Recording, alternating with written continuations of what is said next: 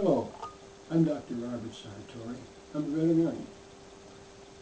I practiced for 50 years in a small Wisconsin town that became the fastest growing city in the state.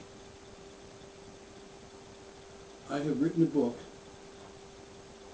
Doc's Tales, and in it I chronicle the amazing changes in animal medicine that I've witnessed in my career. As a mixed practice veterinarian, I treated all manner of domestic animals. In my book, I have stories about my experiences of various cases and different people and the owners. I especially like my story on dogs. It's about my favorite dog, my own dog, Fanny, a Doberman Pinscher. All dogs were descended from wolves. They have been characterized and molded by man into a multitude of different sizes, shapes, behaviors, attitudes, intelligence levels, color, coat, and every other manner you might imagine. The wolves, in their natural habitat, are pack animals. They travel in well-organized packs from the dominant male, alpha male, to the most timid female. They also are very curious. Anthropologists have presumed that this is possibly why they feel that they were the first animal domesticated by the hunters and gatherers to work as helpers in hunting and guarding and companionship. Dogs' popularity has been adversely affected by the media, movies, television, newspapers, all the articles and stories. An example of that is Dalmatians.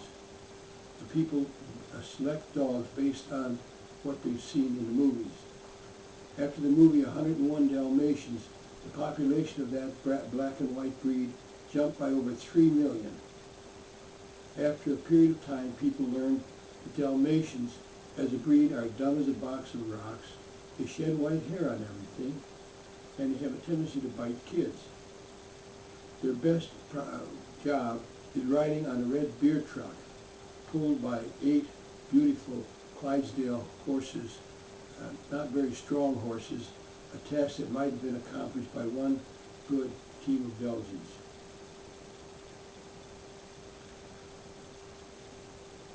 I attended a convention where a brigadier general of the Army talked about different breeds of dogs. He was in charge of training all the dogs for the federal government. He listed 43 different breeds, and he said, among all these breeds, the Doberman was the most intelligent. The Doberman has been unfairly characterized in movies and television because they can be trained to act so much better than any other breed of dog. I have owned 3. Schultz's Fancy Design, Fanny as we called her, was purchased by a lady to be used as a deterrent. Breed associations have established qualifications and standards for showing dogs, and the American Kennel Club has approved those. It includes docking of the ears and cropping of tails of certain breeds. These have no benefit whatsoever to the dog and have been long decried by the American Veterinary Medical Association. There is no reason for doing it except in the Doberman there is a purpose. If you don't crop the ears on the Doberman, you look like a coonhound. Nobody's afraid of a coonhound. Mrs. Smith, as we call her, said she got Fanny as a deterrent because she'd been getting obscene phone calls. She was widowed. She brought Fanny in to see me. Fanny was a wonderful dog. She loved everybody. She especially loved me.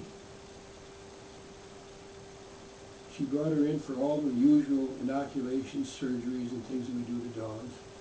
And Fanny was always overjoyed to see me.